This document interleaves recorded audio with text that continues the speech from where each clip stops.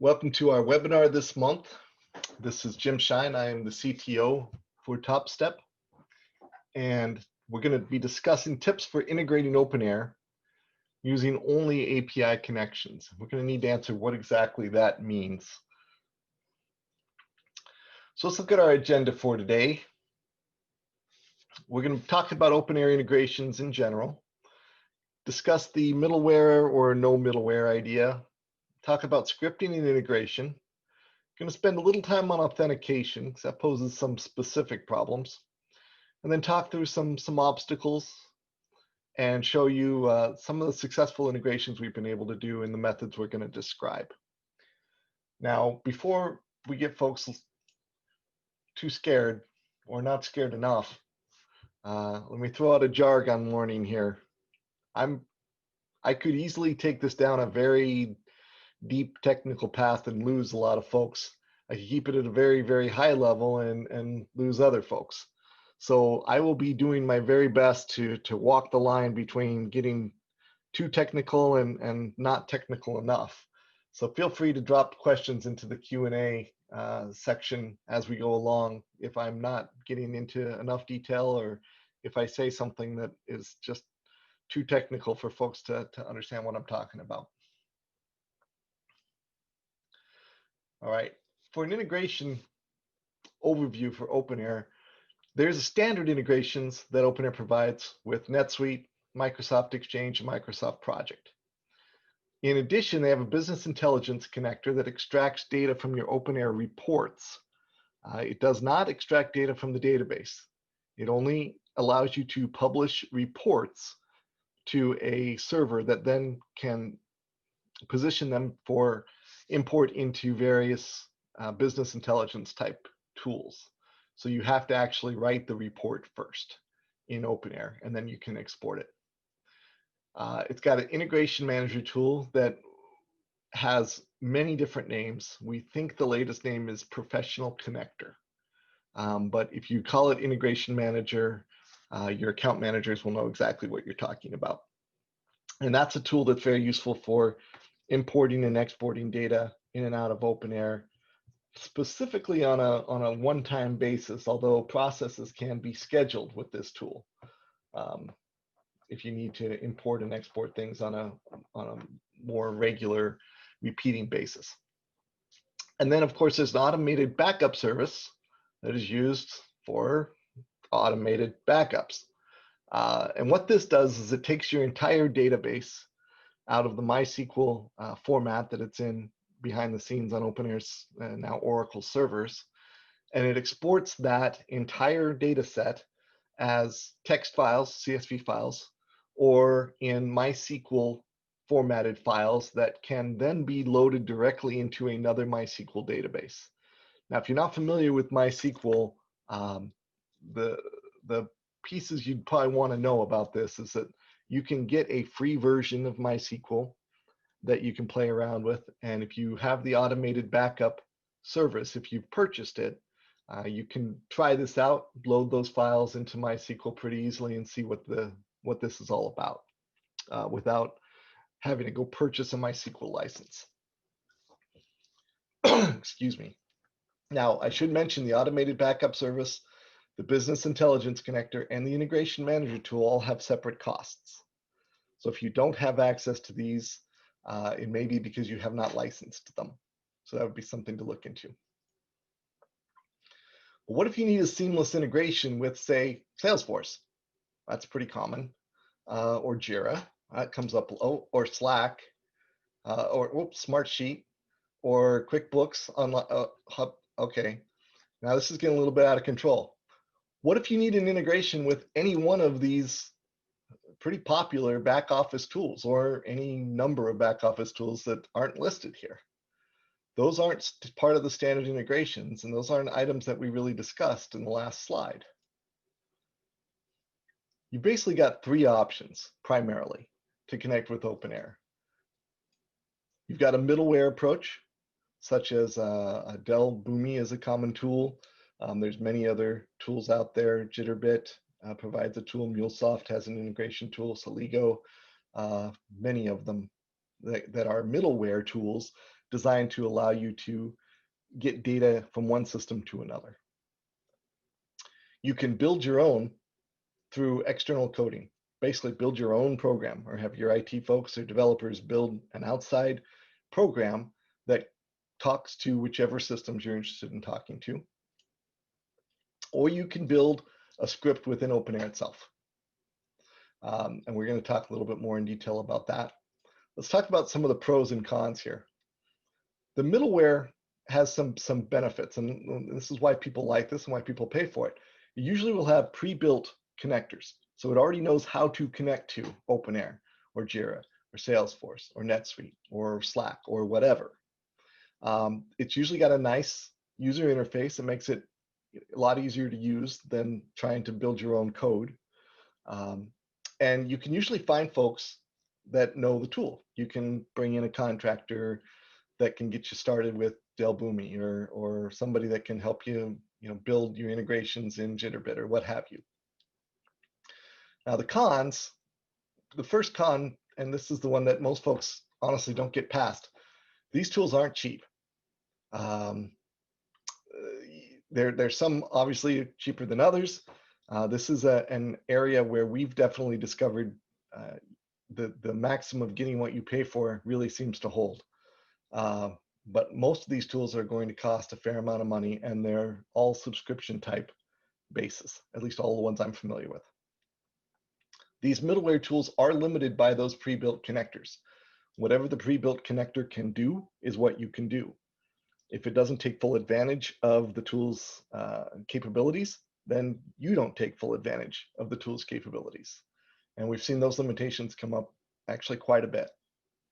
And there can be a steep learning curve. Even though we mentioned there's an ease of use thing, the further you get into these tools, the harder they get to manipulate and understand. And you may have to take, a few days of training or a virtual training course to understand it. And then even then, there are features that are on the more advanced side that you may require more assistance to really understand. So that's kind of the middleware approach. If you're going to build your own program, the first pro is that, well, you're building it to your requirements. So it's going to be flexible. It can do whatever you want it to do within the constraints of the system's programming interfaces. So you've got a lot of flexibility there. A lot of folks have in-house people that can build these. They have, Java experts. They have, C++, C# experts. They have, .NET whatever experts that can use those languages to build this external tool. And so you don't necessarily have to go outside to have this done. The cons, well, now you require an API key from OpenAir and probably from whatever other system you're contacting. And that basically means you got to pay for it. This is the essentially licensing that allows you to use those APIs and allows your code to connect to these systems. And you'll need one for each system that you're connecting to, unless that system does not require a separate key, which is uncommon. These can have very long development cycles because you're essentially starting from scratch. You don't have a connector that you're using already that gives you the head start like you would with middleware.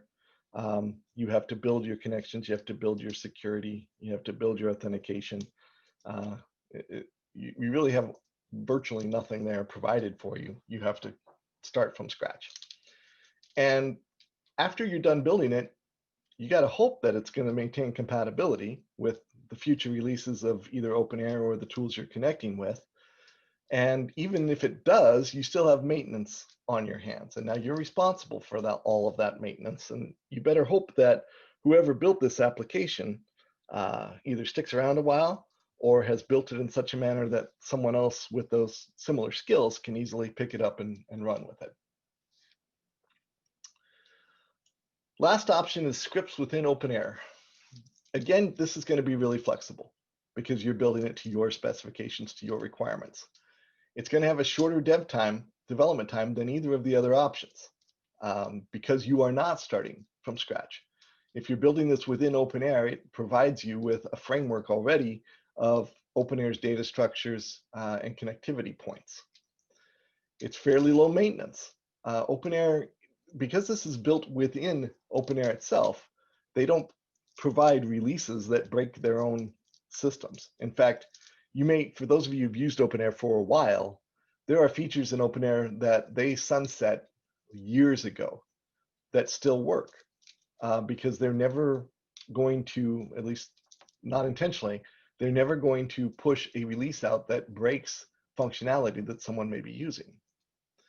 In addition, there's no extra licensing for OpenAir, on the OpenAir side at least. You do not need an API key to access other systems using an OpenAir script. You do not need an OpenAir API key, let me be clear. You will still need API keys for those other systems, but you do not need an OpenAir API key. So there's no extra licensing through OpenAir for this. I really can only come up with one con here, and that's that it requires somebody who understands JavaScript, and you are still going to have to develop it and maintain it. You can find resources that can do that for you. In fact, we'd be happy to help with that ourselves, but that is going to be something you have to consider is the maintenance of these scripts. Now, this is almost a pro because the maintenance of these is so straightforward, mostly because you know the compatibility is going to stay the same.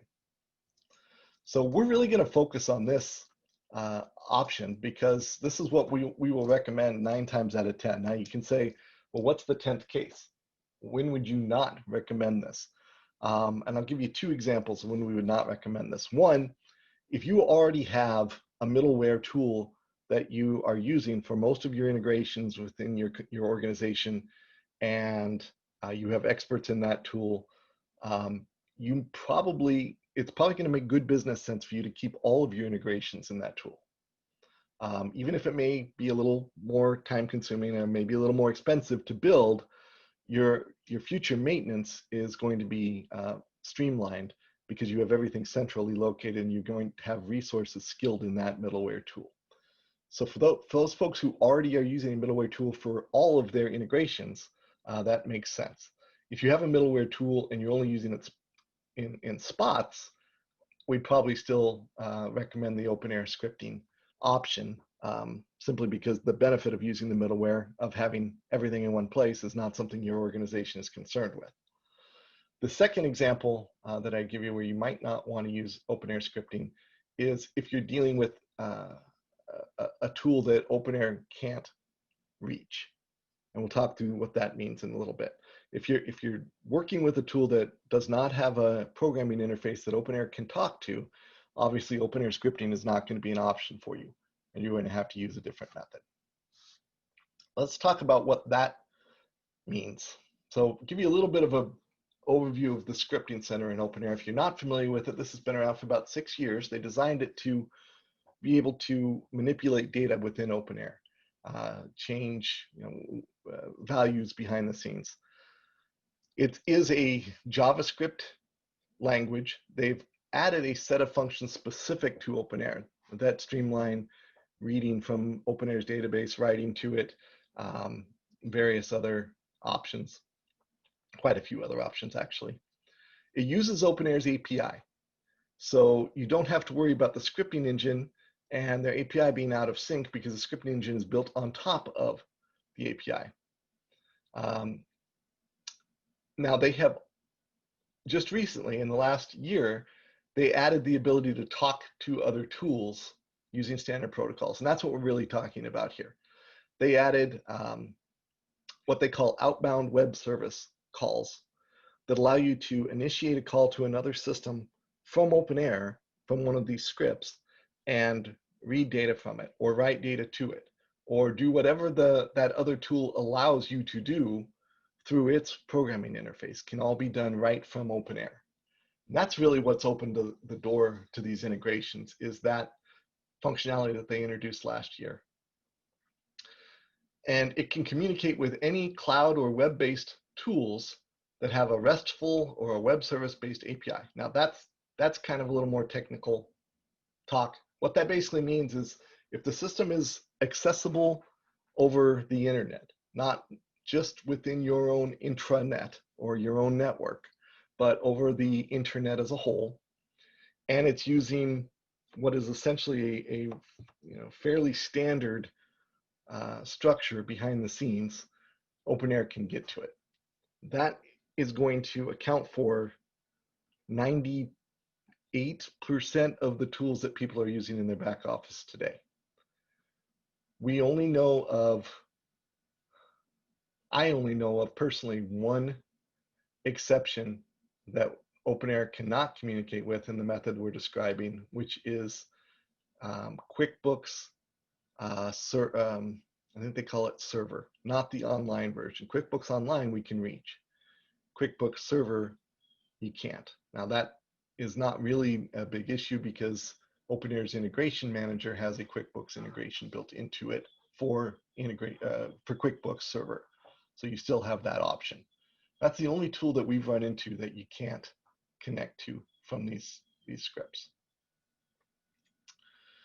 So the functions for interacting with other tools through an OpenAir script is through this NSOA, stands for NetSuite OpenAir, .https command structure in JavaScript. And this provides what the tech industry calls CRUD capability. It's not that kind of CRUD. It's this kind of CRUD. Creating through what they call a post means you can create new records in these external systems, reading the records that are already there, updating them, any modifications that you can make to these records, and deleting them. All of these options are available within the OpenAir scripting structure. And just for your reference, if you're questioning that, when they first released this functionality last year, only posts and gets were exposed. Those were the only commands that were accommodated. The following release, they added updates and deletes. So that is all there now. So what is involved in scripting integration? And I said, well, it's actually pretty simple. And by way of explanation, let me show you a couple of code examples. Now, obviously, if you're not a coder, this is going to look kind of scary, but the idea here is it really doesn't look that scary. To read a record from an external system, in this case, Salesforce, required 7 lines of code, if you count these little curly brackets as lines of code. It really doesn't require very much. All I had to do was tell it, here's where I want you to go, and here's the information I want you to get, and now go get it. And it'll return that data to our OpenAir script. Updating the record is just as simple. In this case, this is a JIRA example. We're basically saying, we want you to go find this record and update this custom field with this value. Okay, I'm going to go do that. Here's the command, and done. So it's really not too bad. A lot more reasonable than we even expected when we first started getting down into this path when they released this last year. Now, the caveat to that, authentication with these other systems can be a bit tricky. In the age that we live in and have lived in for the last few years, security has become ultra important. The more security people released, the more security they found breached. And so they've released newer and newer and newer security models over the years. And each one adds a level of complexity to the one prior. For those of you who dealt with this in tech terms, you might recall the days when all you had to do was send a username and a password to an application and it would return data, or maybe a session ID, and you'd get data if you had a valid session ID, or even just a single token. Well, we're past those days for most tools. So let's talk about authentication. And just to be clear on what I mean by authentication, how does OpenAir open the door to these tools? Not getting the data, but just getting in. Authentication to these external tools depends entirely on those external tools, how they handle authentication. How OpenAir handles it isn't relevant. We're not authenticating with OpenAir. We're authenticating with these other systems from OpenAir. So it's going to vary from tool to tool to tool. The most common method out there is what they call OAuth 2.0. And OAuth has been a standard for a while. OAuth 1.0 was introduced, I don't know, maybe a decade ago. OAuth 2.0 has been around a few years now as well, and it's pretty secure. It's the standard for a reason. It can be broken. Any security model can be, but it takes a bit, quite a bit, to break an OAuth 2 model. So it's out there on a lot of tools. It's got a very high level of security. It's a bit nasty to get through. There's quite a few data transfers that you have to do to configure this to begin with. But once you've got it configured, it's pretty manageable at that point. It's got a high startup cost, and then once you are in the tool, you got everything built and working. For most tools, it takes care of itself. So then it becomes very maintenance friendly. Some tools are still using a token or a session authentication. This requires just a static token in the tool or easily produced session ID. This is not terribly secure. In fact, I was just working with a tool that uses session IDs last week. And the way that you get the session ID is you send your username and password over the internet in plain text, and it returns a session ID. Now, there are a few models that are easier to hack than that. But that's where that tool is today, and so be it. Then there's the basic authentication. Now, I hardly see this at all anymore.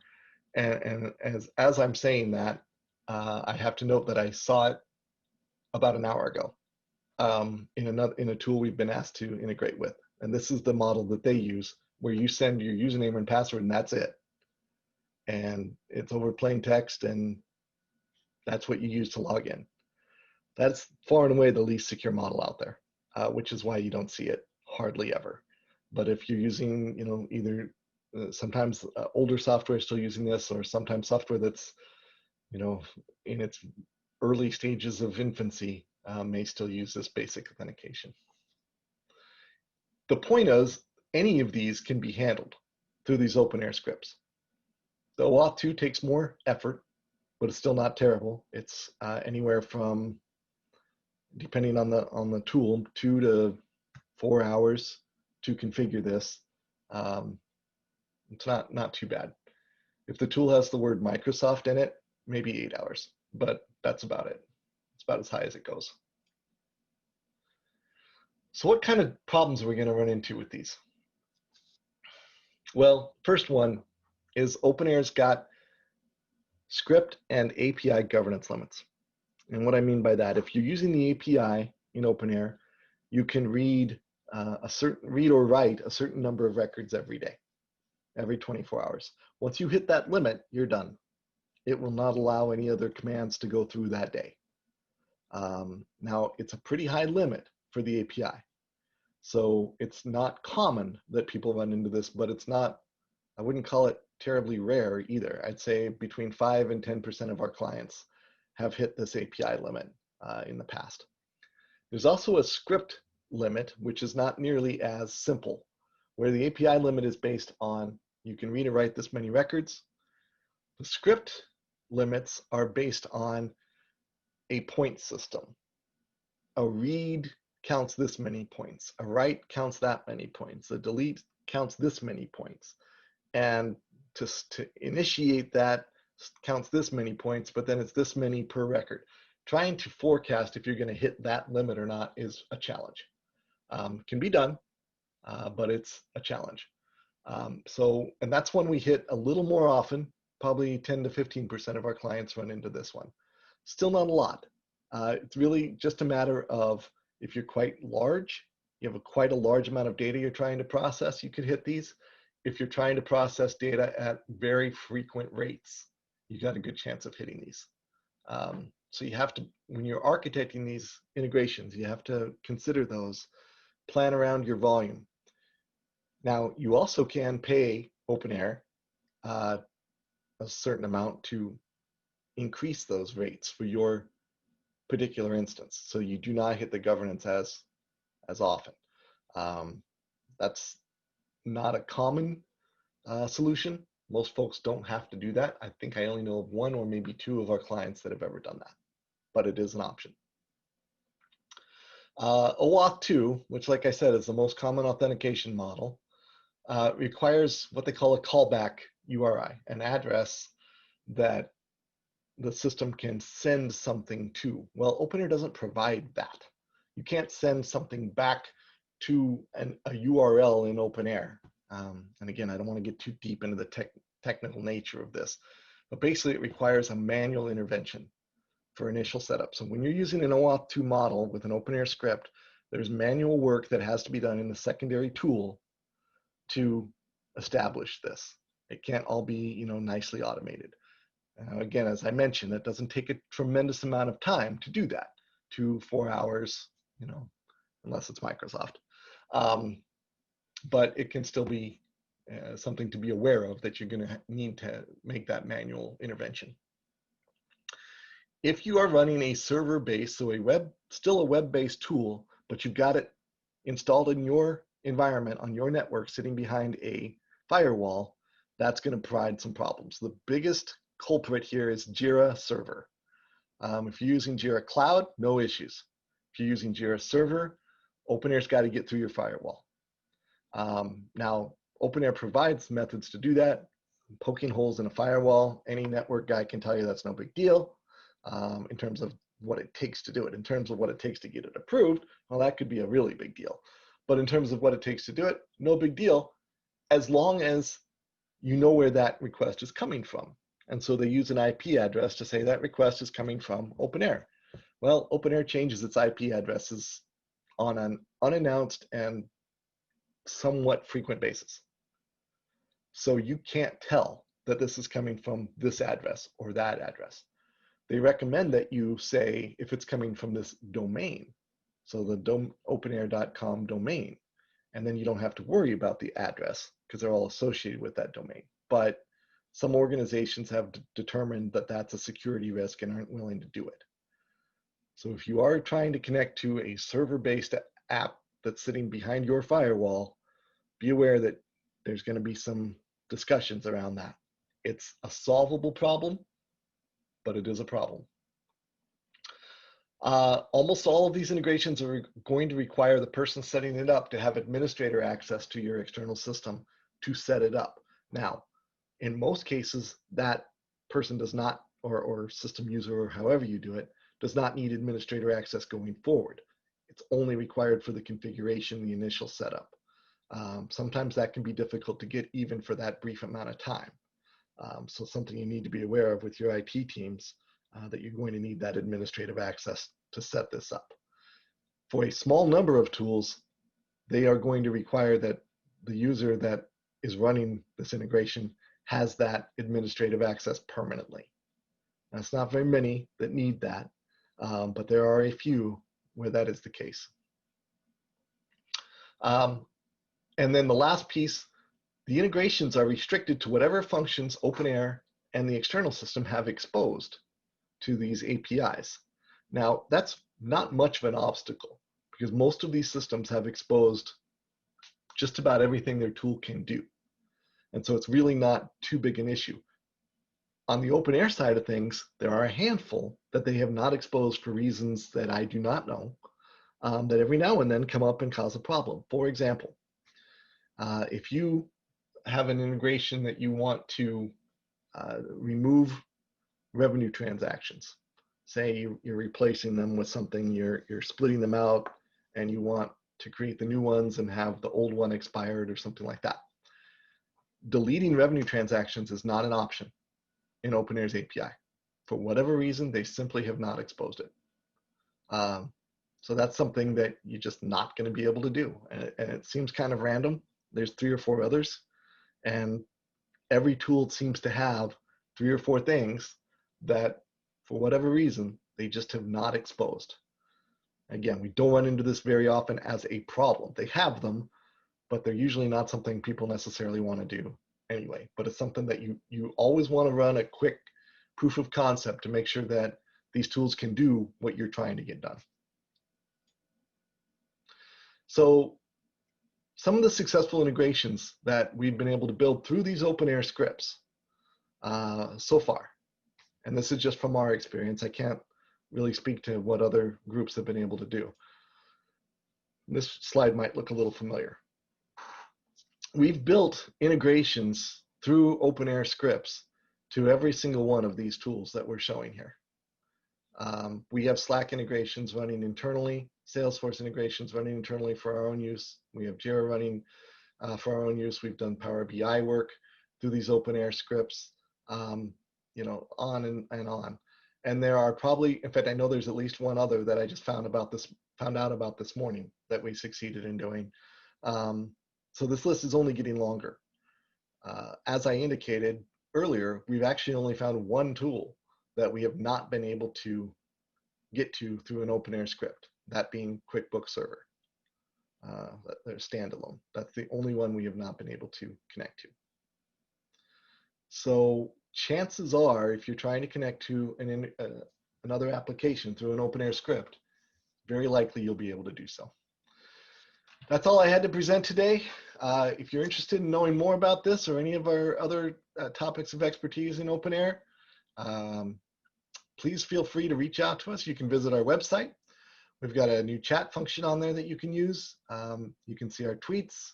We have a monthly newsletter through LinkedIn, or you can contact us directly. Again, all of our information is on our website at topstepllc.com. And we're happy to help you with any of these integrations or anything else that you might have.